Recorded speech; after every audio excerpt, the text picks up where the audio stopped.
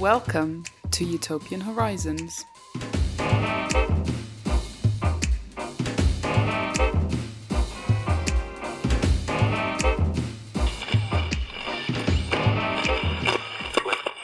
Hello and welcome to episode 3 of Utopian Horizons, a podcast that covers a different utopia, dystopia, utopian thinker or movement in each episode. A couple of things I want to talk about before getting onto the subject of today's episode. First of all, sorry about the length of time between the last episode and this one. It's partly because I was away for a while, but it's mainly just about timings in terms of arranging interviews and things. So I'm going to try and avoid having a gap that long in the future. So hopefully that won't happen again. I also wanted to talk a little bit about stuff that's coming up, just to say first couple of episodes I've done have been kind of general in a way. I just want to say that I do want to get on to covering specific utopias and dystopias from like films and books and so on. I am working on some stuff in that regard. I want to be able to do stuff that people have a reference point for. Partly just because it's interesting to see how utopias and dystopias are framed in pop culture, and partly because I just think it'll make it more interesting for people to listen to stuff that they know about to some degree. Today's subject, which we're going to get onto, is interesting, but again, it might be a little bit obscure and something that people don't know about. So I just wanted to reassure anyone who's listening who wants to hear about films and books that they know and they've heard of and they're familiar with, that I am working on stuff in that regard, so that is coming. So on to today's episode. This episode is about Louise Michel, a French anarchist, feminist, very much a utopian thinker, and someone who took part in a very significant utopian event in the formation of the Paris Commune. Coming on to talk about Louise Michel is Mary Talbot. She's a former academic, now comic book writer. She's written a comic book or graphic novel, whatever you want to call it, I don't know, on Louise Michel's life. So she's come on to talk about Louise Michel, her utopianism, things she's involved with, and her life, and so on. So, on to my conversation with Mary. Joining me now is Mary Talbot, former academic and comic book writer who wrote Red Virgin and the Vision of Utopia about Louise Michel, who we'll be talking about today. Who's a French anarchist, feminist, educator and member of the Paris Commune. Thanks very much for joining me, Mary. Hi. To start off, could you give us a bit of background on Louise Michel and where she came from? Louise Michel, she was born in 1830 in the northeast of France in a place called Roncourt. Her parentage is somewhat uncertain. I mean, her mother was a servant in an old chateau. Her father was probably the chateau owner's son, but she was brought up as though she was a member of family. In fact, she was born on the wrong side of the blanket, as they used to say, to the Desmahis family. And I believe she's not that well known in the English-speaking world. I certainly hadn't heard of her before I came across your book. So, well, she's known in anarchist fields and among socialists. You know, as a person who was very much part of the 19th century movement to bring about social change. But certainly, most people haven't heard of her. And in France, in fact, people may have heard of her because there are schools named after her. There's a metro stop in Paris. There's Square Louise Michel at the foot of Sacré-Cœur steps and so on. But not many people know anything about her, even in France. Okay. How did you find out about her and what interested you in her enough to want to write a book about her? Well, it was sort of one of these fortuitous things in that my husband Brian was sent a book about the 19th century international anarchist movement, a book called The World That Never Was by Alex Butterworth, and which he read eventually. It came out of the blue. It was a proof copy. Apparently the author was a fan of Brian's work. Okay. And one of the characters in it was Louise Michel. I mean, Brian said, when you finish the thing you're working on now, which is a book about the suffragette movement, he said, you really should check out this Louise Michel person. She was fantastic. She was visionary, motivating, a little bit mad. Totally extraordinary as a person, especially in the 19th century. For people who don't know, Brian's your husband, but also he's the artist who does the. That's right. Yes, you do the writing. Before I get on to talking about her life, did you take any like poetic license in there with her life? Like, with the book? I mean, how true is it to what happened?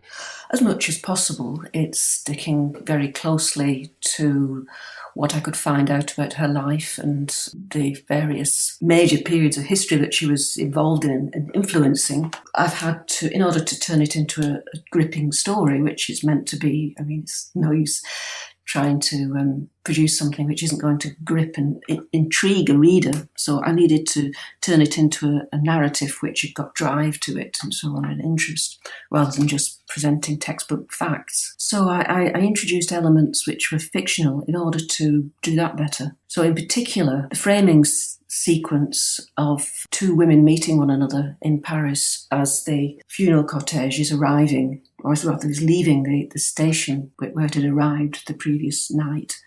I have an invented conversation between two women in order to help the narrative across. You know, it's a plausible way of bringing out Louise Michel's story bit by bit. How did she become politicised, and what was her sort of early involvements in politics? She was involved from quite early on. She was working in Paris as a teacher and became very interested in the revolutionary movements during the Second Empire from the 1850s onwards. So by the time of the late 1860s, 1870, she was very much in the thick of it. She wasn't a well-known figure then, but she was one of the people who was attending demonstrations and writing political pamphlets and so on. So I mean, she was not well known before then. She became well known after the Paris Commune, when she was deported to New Caledonia. And that's obviously, Paris Commune is obviously a very, very important utopian event in and of itself, and a very important event in her life. So for people who don't know anything about it, could you explain what the Paris Commune is and give a bit of context as to how that came about? Well, Paris had been under siege at the end of the Franco-Prussian War in 1870. They were surrounded by the Germans. Paris was surrounded by the Germans. Louise Michel was in Paris, very much dealing with trying to make sure that the poor women and children in particular weren't allowed to starve to death in the siege conditions, which were very grim, especially as winter kicked in. There was very little to go around for the people who couldn't afford to buy it. So there was a lot of social unrest in Paris, had been for decades, in fact. And when Paris capitulated and gave in to the Germans in January of 1871, the working class people in Paris were up in arms about it. They were deeply unhappy about the conditions of the armistice, which were punitive. So there was a very difficult position which the people in charge were in that they had the enemy outside the gates that they just capitulated to, and the enemy inside the gate in the form of their own working class, like people largely living in Montmartre and Belleville, La Villette, the poor areas to the north and the northeast of Paris. And Louise was living among them. And at a particular point, it was actually the 18th of March, 1871, the general who was ruling the army, he decided that he needed to disarm the people who were quite well equipped. I mean, they'd increased the National Guard by a factor of, can't remember how many, but it was that they were armed, quite heavily armed, and they commissioned to have new cannon created, which hadn't been used. Right. When they heard about the armistice, their response was to drag the cannon, some 170 odd of them, up the hill up the Butte de Montmartre and turn them on the city. Right.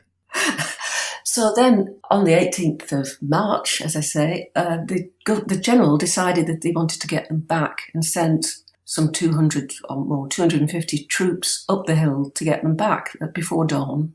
Unfortunately, they'd forgotten to take the horses somehow.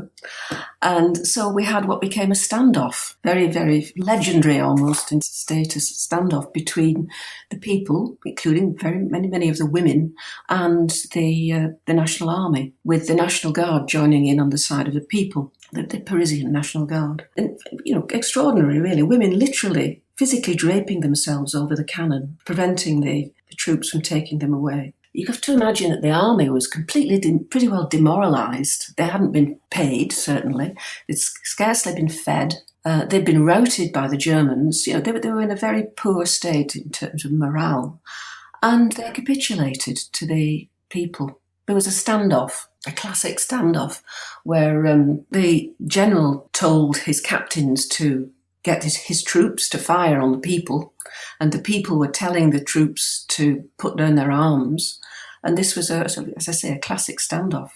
And eventually the captain in charge of the troops, who was supposed to be firing on the people, told them to stand down, at which point there was a revolution. Throughout the course of the day, they took over Paris, and the general removed his troops strategically out to Versailles.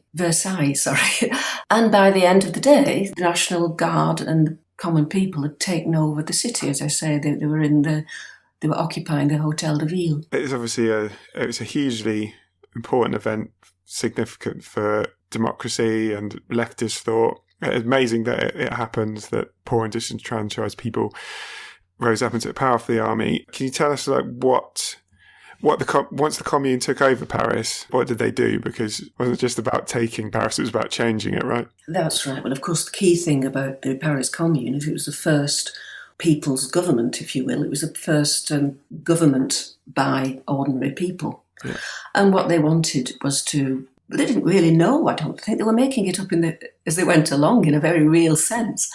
They knew that they wanted to improve working conditions.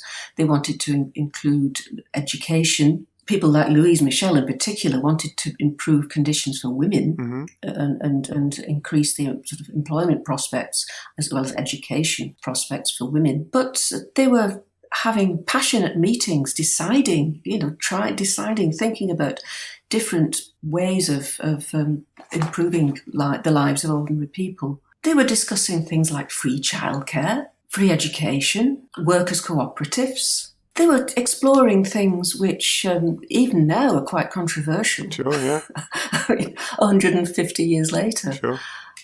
Some other examples you've got in the book is requisitioning abandoned houses, giving them to the poor, cancelling rent arrears. Yes. So, I mean, this was an amazing time, and there was a lot of amazing things happening. What was Louise Michel's role in the Paris Commune? What was she doing?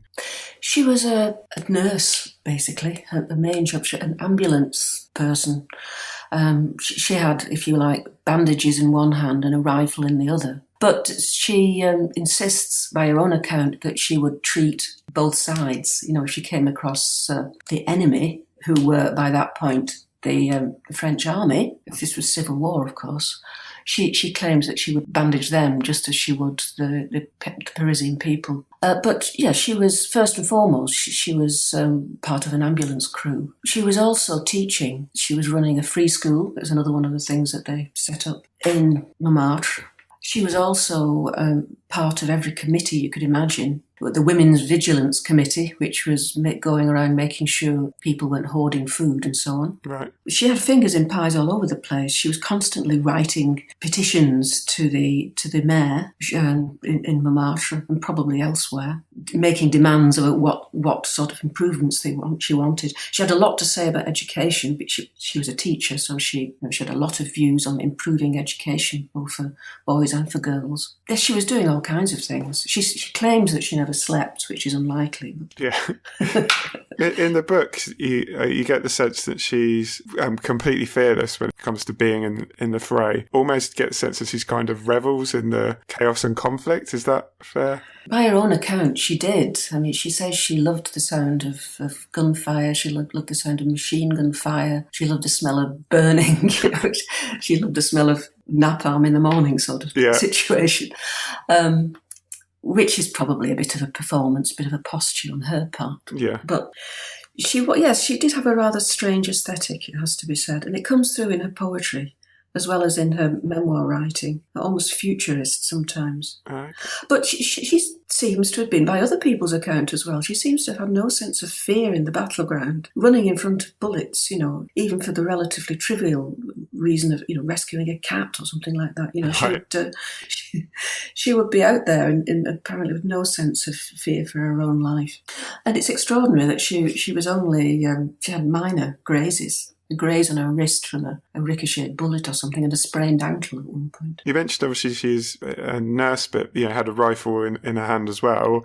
Was it common during the Commune for women to be involved in fighting, or was that? It was, yes. I mean, there are legends which is hard to it's hard to get to the depths of them, really. There's a legendary women's battalion, which is almost certainly not true. Right. But there were women fighting alongside men on the barricades, a lot of them wearing men's uniforms as well, which was considered very shocking afterwards when people were on trial. So obviously, as well as having a very strong political views, she was an ardent feminist. So were women's rights relatively well respected in the Commune? Did this open up a space for new ideas about women's role in society? I think it was very patchy, actually. And the women were gaining a sort of social space for discussion amongst themselves. I think it was more that rather than being respected more broadly. Yeah, I mean, you have someone in the book, I think, giving a speech about an anti-sort of marriage speech and things like that. Oh, yes. I mean, they're doing away with the institution of marriage because it's a form of slavery for women. Was one of the things they were talking about, along with doing away with all priests and all religious people, doing away with all bosses and so on. They were trying to think of as many ways as possible of upturning the status quo, and certainly doing away with marriage was one. Do we know to what extent Louise Michel's ideas on politics and feminism and so on had solidified before the Commune, or was the Commune a place where she was kind of forming and being influenced by new ideas that she would carry on in the future? I think people would say that she was a Blanquiste, although my recollection is rusty as to what exactly Blanqui involved with. He was a revolutionary thinker and activist, and she certainly would have called herself a Blanquiste. When she was deported, and she was on the voyage from France to New Caledonia, which was a 4-month voyage, I think, she was in company with an anarchist whose name was Nathalie Lamel. Mm-hmm. And by the end of her journey, she was converted to anarchism. And in terms of her feminism, what kind of things was she advocating, and what kind of organising was she doing as a way of liberating women? Well, it wasn't just a matter of liberating women. She was liberating working people, of whom women were, with whom she included women, of course. She was very concerned to broaden what were considered to be acceptable modes of employment for women. There were very little options open to women in the 19th century, especially in France, it has to be said. Prostitution was something which she was very sympathetic towards, because she realised that very few women had any other options. It was either taking in the washing or taking in men. And she was fortunate in that her parents had sent her to be educated. She was trained as a teacher, but that was very unusual. I mean, she was very fortunate in that she had an independent means of employment. But she was very concerned that such opportunities should be broadened up to other women, and she felt education was absolutely crucial in bringing that about. But I mean, she was also very much concerned with workers' rights, and she should be leading bread riots and so on later on in her life. You know, she was involved with anything radical, basically. Yeah. So you mentioned New Caledonia. So obviously, when the Commune came to a rather brutal end with tens of thousands of people being killed, she was imprisoned for a period of, I think, was about 2 years. Is that correct? Yes. And then she's deported to New Caledonia off the coast of Australia, where she spent 7 years. I think this period of her life in the book is quite important in terms of what it tells us about her politics and the lessons for us, and particularly when it comes to her involvement with the native population there. So could you tell us about her involvement with the native population in New Caledonia? Yes, she was very unusual as a French deportee in that she took a great interest in the local people, the local tribes people. Most of her fellow deportees had a very colonial sort of view and just saw them as savages. In fact, commonly called cannibals. It's a standard way of talking about non-white native peoples throughout the world. Louise was different she was fascinated by them. She wanted to get to know them. In fact, she immediately befriended a young man whose name was Dahomey and had who spoke English and had long conversations with him. She also, with his help and help of others, she got to know the local people and started to learn the language. And she made a point of helping them to learn English. It was a two-way exchange. She was teaching them about what white people and French, presumably, and she was learning from them about their customs, their beliefs, as well as their language. In fact, she wrote about it. She eventually went on to produce a book, Gestes et Chansons des Kanaks, I think it's called, which was published later in Paris. But she had a sort of amateur anthropological interest. It probably wouldn't stand up to contemporary standards of anthropology, but she was generally trying to find out about the people and wanted to help them. And when, as eventually happened, there was a Kanak, the people were called the Kanaks popularly, when there was a Kanak uprising in 1878, she took their side. She sympathised with them, and she, by her account, she ceremoniously split her communard red scarf into two pieces and gave it to two warriors as they were going out to battle. She does get a little confused in one of her later accounts. It's three pieces, but became one of her own legends, I think. She was a sympathiser, and with the local people, and her fellow deportees were scandalised by this. They were shocked. That's one of the things I think makes her quite exceptional, is the fact that her radical politics were extended to everybody. Yeah, she could actually see beyond the colour of the skin. She could see beyond language and so on. She could see that it was the same power struggle. Yeah, I mean, in a way, it's amazing that she's among all these people, incredibly radical people who are involved in the commune, and they can't see that they're struggling against the same people. And you juxtapose it very nicely in the book, the racist attitudes of her comrades and the American socialist feminists who you use as you mentioned at the beginning, as a framing of the story. Kind of a strange moment, because you're sympathetic with that woman's views at the beginning of the story, and then suddenly she comes out with this racism, and it's really a reminder of problems with the left in not extending their principles to their full extent, which she certainly did. Yes. I should probably explain that the radical American reformist feminist was Charlotte Perkins Gilman, who's an extremely well-known figure in her own right.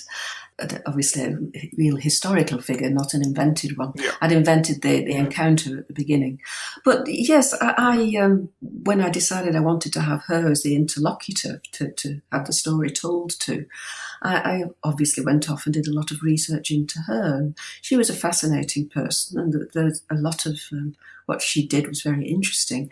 But she was, unfortunately, despite her family background, she had quite a lot of racism in her.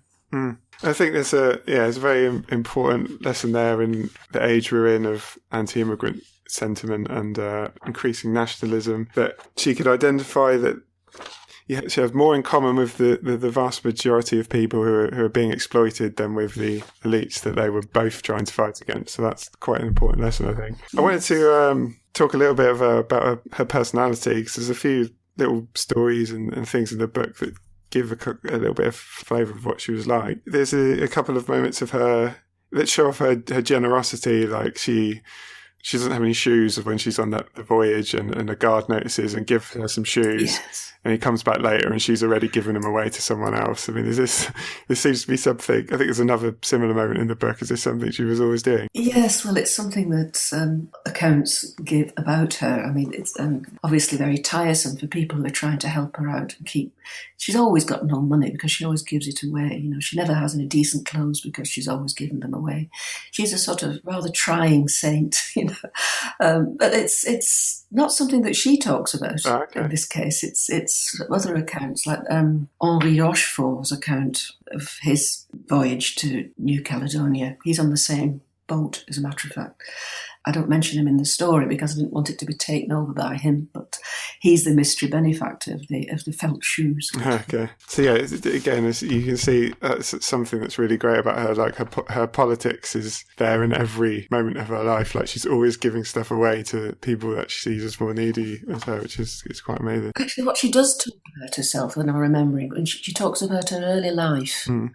When she was still a child, she used to pick her grandfather's pockets and give the money away to people who she felt were needy. Oh, really? That's amazing. She had this sense of distributive justice from an early age. And she also seemed to have like an amazing, unwavering commitment. Obviously, her time when she's in exile, she's still supporting radical politics in supporting the revolution of the other people. Yes. She comes back. I'm right in saying she's basically constantly sort of in trouble, in and out of prison, always organising, always involved in radical actions, and always making speeches. Yes, I mean she was a celebrity by the time she returned, and she played up to it clearly. But yeah, she was tireless. She seemed to be tireless. By her account, the only time she could actually have any peace was when she was in prison. So she said she didn't mind. That was the only time she could get any reading and writing done. Was she relatively well known at all during the time of the Commune, or was it really only after she came back that she became like a more influential figure? It was seemingly because of Victor Hugo that she became famous. And during her trial, which Victor Hugo must have been present at because he was very impressed by it. This is a trial where she demanded that they shoot her, because I think the quote... Perhaps you have it in front of you. I do. Perhaps you could read it out. Since it seems that every heart that beats for freedom has no right to anything but a little slug of lead, I demand my share. If you are not cowards, kill me. Yes. It was an extraordinary... Of course, they didn't kill her. They deported her eventually instead. But she must have been at a remarkably low ebb at that point. Many of her friends and comrades will have been executed by that point, if not already slaughtered during the end of the Commune. So yes, she was clearly grandstanding there as well, but she'd had enough. And it obviously touched Victor Hugo very deeply. They knew one another, at least they'd corresponded with one another, and they probably had met on numerous occasions. In fact, Louise Michel sent him poetry when she was a teenager. She was writing him poems. She worshipped him more, pretty much. I think perhaps a lot of her politics came from reading his work. But he was so impressed by her impassioned, despairing speech, brave speech at the end of her tribunal, that he wrote a poem, very famous poem called Vera Major, about her. And it made her famous. It captured the imagination of a lot of people. With this similar sort of political leanings as Victor Hugo. I mean, he was a massively big following. And as part of that following, took an interest in Louise Michel, so that by the time she returned, she was well known. I want to move on to talk a bit about her utopianism. In the book, she seems to have a fascination with utopian fiction, which is something that comes up a few times in the book. There's a scene where she's talking about fictional sci-fi devices like time travel and hibernation, discovery to get to these like new unexplored places. So is that reflective of her, and how did that inform her politics? Well, she throws off ideas like all over the place. You know, she's just buzzing with ideas. And she was passionately committed to science. This is something which I haven't mentioned so far, but she believed in science as something which could actually improve the social world, include people's living conditions and the quality of life. So she was interested in that sort of literary utopia because of an interest in exploring that. She thought science was going to solve all problems of hunger and famine. Yeah, I was going to ask you about that, actually. In the book, she's dreaming about science giving everyone enough to eat. She's imagining like chemical mixtures filled with all the nutrients that you need, and there'll be no cruelty and exploitation thanks to science. Yes, this was actually quoting from her memoir, that line. Right, okay. So, I mean, this idea of science saving us, I mean, I think it's still around today to some extent, but it feels like you were depicting that as being a bit naive in some way. I don't know if I've misread that, but is that fair? Well, I mean, science has taken quite a knocking since then, hasn't it? It's produced industrial warfare and heaven knows what since then. I mean, do you think that's reflective of the time, like the radical movement at the time, this valorization of science as a... I think it possibly was, yes. I mean, there were people who were deeply critical, including Albert Robida, who's one of the characters in the book as well. He was a science fiction, the first science fiction illustrator who wrote satirical pieces about science in the future and how it's not going to improve conditions. He was quite prescient, actually. So I think a lot of people were full of this boundless optimism for what science can offer the future. Louise Michel was one of them, but there were people who were critical. I think it's, again, an important lesson there that science and technology obviously can help us, but whether or not it helps us is generally defined by power and politics. So that defines how the technology will be used. So going back to the utopian thing, obviously utopian fiction was a big inspiration for her, but was that focus on utopianism in the book also just about the power of utopian fiction from your perspective? Because I got the sense that the book was meant to be also about that, sort of a love letter to utopianism as well as being about her. Yes, I wanted to use her story in order to reflect a little bit on utopian thinking in the 19th century, both in politics and in literature. I'm a reader of science fiction, or I have been in the past. I'm interested in 19th century science fiction, a lot of which is very utopian. So yes, it was an excuse really to start broadening it out to include references to H.G. Wells and Jules Verne and people going earlier than that, people like Edward Bellamy and others whose names I can't think of at the moment, all of whom were writing about future utopian visions, or in the case of H.G. Wells, dystopian visions. Do you feel that utopianism and utopian fiction has an important role to play in politics? Well, I do. I think we need to stimulate critical thinking in people. Utopian fiction surely helps with that because it's about imagining alternatives. It's pointing out implicitly that change is possible. There are other ways of living, other ways of being. We don't have to accept the status quo as being inevitable and immutable. I think utopian thinking is absolutely crucial. And certainly crucial to Louise Michel. Yeah, it actually fits in a little with the kind of teaching work that I was doing before I retired and started writing for graphic novels. I mean, I was employed to develop courses on various aspects of language and power, critical discourse analysis and so on, which is very much about exploring the way language influences our perception of the world. It's about looking at how we can examine language in order to try and see how it's influencing us, looking at how things are written and thinking how they could be written differently. Very much to do with developing critical thinking. Almost in the way that language can, the way things are phrased can limit what we see as possible. Yes, without putting too much deterministic strength into that, yes. Sure. Yeah. Well, certainly I think Louise Michel's refusal to accept what was possible and impossible is very inspiring. I always admire people like that. Mary, thank you very much for your time. If people want to buy your book, it's called The Red Version and the Vision of Utopia. You can buy. Where's the best place to buy it from? You can get it. You can just Google it and you'll find it. Certainly, you can get it by my website. There's a link to the publisher's website on the page, which is the Red Version page. Okay, what's your website? It's mary.talbot.co.uk. Brilliant. Okay, thanks. Thank you very much, Mary. Thank you. So that's the end of my conversation with Mary. Thanks for listening. If you've got any feedback on the podcast or have anything you want to see me cover in a future episode, then please do let me know. You can email me on utopianhorizonspod@gmail.com. You can get in touch on Twitter @utopianhorizons and on facebook.com/utopianhorizons. If you've enjoyed this episode, please do subscribe, rate and review in whatever service you use to listen to this. That really does help with the exposure of the podcast and get new people listening to it, and that'll make it easier for me to keep doing this. Or just recommend it to someone that you think might like it if you've enjoyed it. So again, thanks for listening, and hopefully it won't be as long a wait for a next episode. Thanks.